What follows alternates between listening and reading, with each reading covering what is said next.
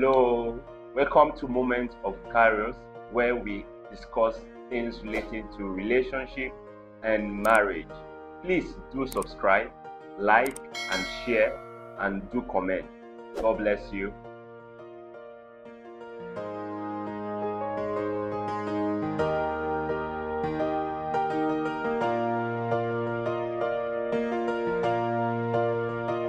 Okay, I think this is a straightforward question. There's no big deal.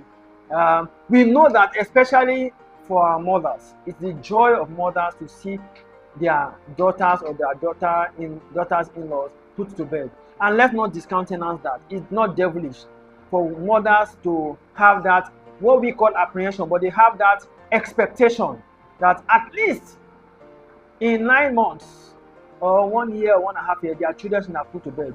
And that is the expected, that is the ideal. But there are cases where it doesn't happen. Okay? Even if after 2-3 months your mother or your mother-in-law start asking, how is it? Have you taken him? Don't consider them a devil. They are just being caring. Now, if the onus is now upon you to explain to your parents to the details that you want them to get involved in, especially the husband. The husband should be able to talk to his own family.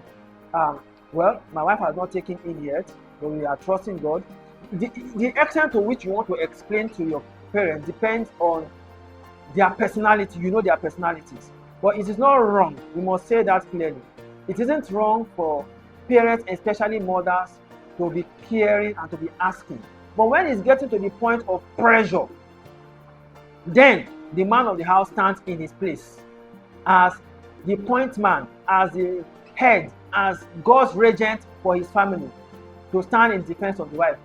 And you know, the truth is that no matter how much, no matter the culture, when the head of the home stands to take a position in the presence of his family or his in-laws and all the rest, more often than not, his voice is well respected. Okay? So if that happens and your in-laws or your parent, your mother is mounting pressure, explain to them, let them join in prayers. Whatever details that you consider necessary, let them have it. But please don't consider them as evil, because you will grow up one day too. You also will be a mother-in-law if Jesus tarries. And this same thing that you say your parents are doing, you know, a lot of us come to realize that when we grow up, some of the propensities that we see in our parents that we say we don't like, we just catch ourselves operating in them by default. That is why we now begin to take spiritual responsibility to say, no, I choose this, I reject this, I accept this, I renounce this. But by nature, the leaf does not usually fall too far from the tree. So some of those things that you don't like also begin to make provision in your heart that you are not going to serve your own daughter-in-law or your own daughter those kind of meals when it is their turn. However, on the long run, it is God that gives children. Psalm 127 tells us, children are the heritage of the Lord, and the fruit of the womb is his reward. Don't let anybody on the face of the earth put you under pressure that you have not had children. There are many other children that you can have that are not biological.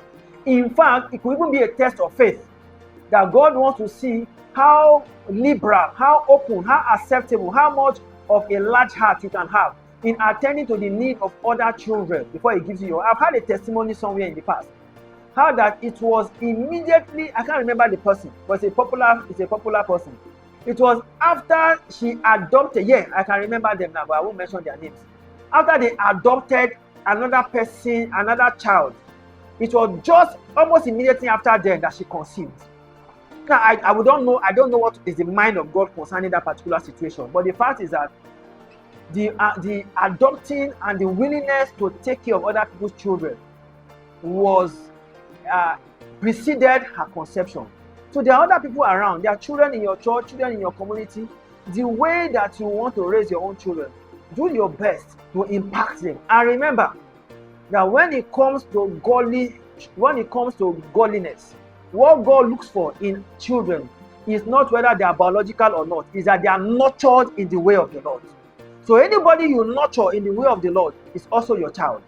In fact, in the Old Testament and in the Bible balance, your child or your son is not necessarily the one that is the first or from your loin.